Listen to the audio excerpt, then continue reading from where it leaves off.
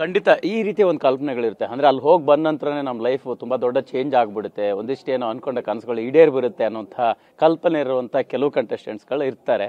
So ನಿಮ್ಮ ಲೈಫಲ್ಲಿ ಅಂಥದ್ದೊಂದು ಸಾಕಾರ ಆಗಿದೆಯಾ ಆಗಿಲ್ವಾ ಅನ್ನೋಂಥದ್ದು? ಸರ್, ಎಲ್ಲಿಂದ ಎಲ್ಲಿ ಏನೇ ಮಾಡಿದ್ರು ಇವಾಗ ಈ ಸಿನಿಮಾ ಮಾಡ್ತಾ ಇದೀವಿ, ನಟನೆ ಮಾಡ್ತೀವಿ. ಸೊ ನಾನು ನಟನಾಗಿ ನಟನೆ ಮಾಡಿದ್ರೇನೆ ನಾನು ಇನ್ನೊಂದು ಸಿನಿಮಾಲಿ ಕೆಲಸ ಮಾಡೋಕ್ಕಾಗೋದು. ಸೊ ಒಂದು ಸಿನಿಮಾ ಮಾಡಿದ ತಕ್ಷಣ ನಾನು 50 ಸಿನಿಮಾ ಮಾಡ್ಬಿಡ್ತೀನಿ ಅನ್ನೋದು ಸುಳ್ಳು, ಅಥವಾ ಒಂದು ಸೀರಿಯಲ್ ಮಾಡಿದ ತಕ್ಷಣ ನಾನು ಇನ್ನೊಂದು 50 ಸೀರಿಯಲ್ ಮಾಡ್ಬಿಡ್ತೀನಿ ಅನ್ನೋದು ಸುಳ್ಳು. ಆ ಜಾಗದಲ್ಲಿ ನನ್ನ ಕೆಲಸ ಏನಿದೆ ನಾನು ಅದನ್ನು ಸರಿಯಾಗಿ ಮಾಡಿದ್ರೆ 100% ನನ್ನ ಎಫರ್ಟ್ ಇದ್ದರೆ ಅದರಿಂದ ನನಗೊಂದು ಮೆಟ್ಟಲು ಹೆಚ್ಚು ಸಿಗುತ್ತೆ ಅಷ್ಟೇ. ಸೊ ಬಿಗ್ ಬಾಸು ಹಾಗೇನೆ. ಬಿಗ್ ಬಾಸಲ್ಲಿ ನಾನು ಒಳಗಡೆ ಹೋದಾಗ ಒಂದಷ್ಟು ಜನರಿಗೆ ನಾನು ಇಷ್ಟ ಆಗಬೇಕಾಗಿತ್ತು. ಇಷ್ಟ ಆದವ್ರು ಇಷ್ಟಪಟ್ಟರು, ಇಷ್ಟಪಡದಿರೋರು ಇಷ್ಟಪಡ್ದಿಲ್ಲ. ಸೊ ಡೆಫಿನೆಟ್ಲಿ 100% ಯಾರನ್ನೂ ಸ್ಯಾಟಿಸ್ಫೈ ಮಾಡೋಕ್ಕಾಗಲ್ಲ. That is what I learnt in Bigg boss.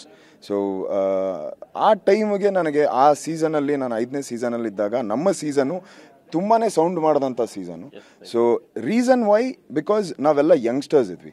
JK ಆಗಿರ್ಬೋದು, ನಾನಾಗಿರ್ಬೋದು, we were all young at that time. And ಆ ಟೈಮ್ಗೆ ನಮ್ಮ ಒಂದು ಎನರ್ಜಿ, ಈವನ್ ಕಲರ್ ಸೂಪರಲ್ಲಿದ್ರೂ it was number 1 on that time. So rating ಅನ್ನೋ ಮುಖಾಂತರದಲ್ಲಿ. ಸೊ ಆ ಟೈಮಿಗೆ ನಾವು ಏನು ಕೆಲಸ ಮಾಡಿದ್ದೀವಿ, ಅದರಲ್ಲಿ ಏನು ಎಫರ್ಟ್ ಹಾಕಿದ್ದೀವಿ, ಆ ಎಫರ್ಟಿಗೆ ನಮಗೆ ಜನ ಒಂದಷ್ಟು ಜಗನ್, ಬಿಗ್ ಬಾಸ್ ಜಗನ್ ಅಂತ ಹೇಳ್ತಾರೆ.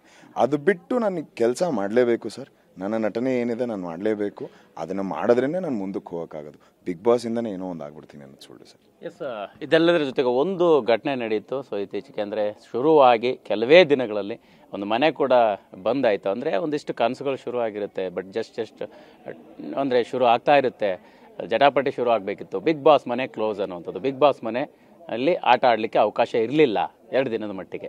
ಅದನ್ನು ಹೆಂಗೆ ತೊಗೊಂಡ್ರಿ, ಹೆಂಗೆ ಗಮನಿಸಿದ್ರಿ? ಏನಾದರೂ ನಿಮ್ಗೆ ಏನು ಅನ್ನಿಸ್ತು ಸಡನ್ನಾಗಿ ಆ ವಿಷಯ ಕೇಳಿದಾಗ? ಆಬ್ವಿಯಸ್ಲಿ ಸರ್, ಕಲರ್ಸ್ ಕನ್ನಡ ಜೊತೆ ನನಗೆ 10 ವರ್ಷದ ಒಂದು ನಂಟಿದೆ. ರೀಸನ್, ನಾನು ಒಬ್ಬ ಪ್ರೊಡ್ಯೂಸರ್ ಆಗಿದ್ದು ಕಲರ್ಸ್ ಕನ್ನಡದ ಜಾಗದಿಂದ, ಪರಮ್ ಸರಿಂದ. ಆ್ಯಂಡ್ ಡೈರೆಕ್ಷನ್, ಟೆಲಿವಿಷನಲ್ಲಿ ಒಂದು ಹೆಸರು ಅಂತ ಆಗಿದ್ದು ನನಗೆ ಅದು ಕಲರ್ಸ್ ಕನ್ನಡದಿಂದನೇ. ಸೊ ಕಲರ್ಸ್ ಕನ್ನಡದಲ್ಲಿ ಬರುವಂಥ ಬಿಗ್ ಬಾಸ್ ಆ್ಯಂಡ್ ಸುದೀಪ್ ಅಣ್ಣ ನಡೆಸ್ಕೊಡುವಂಥ ಬಿಗ್ ಬಾಸ್ ಅದು. ಸೊ ಹಿಂಗಾಗ್ತಿದೆ ಅಂತ ಕೇಳ್ಪಟ್ಟಾಗ first as a technical team ಅಂತ ಬಂದಾಗ ನಾನು ಒಳಗಡೆನೂ ಕೆಲಸ ಮಾಡ್ತಿದ್ದೆ, ಕಲರ್ಸ್ ಟೀಮ್ ಒಳಗಡೆನೂ ಇರ್ತಿದ್ದೆ. ಸೊ ಹಾಗಾಗಿ ಅಲ್ಲಿರೋ ಅಷ್ಟು ಜನ ಕೆಲಸ ಮಾಡಿದವ್ರಿಗೆ ಎಷ್ಟು ಬೇಜಾರಾಗಿರುತ್ತೆ ಅಂತ ನನಗೂ ಗೊತ್ತು.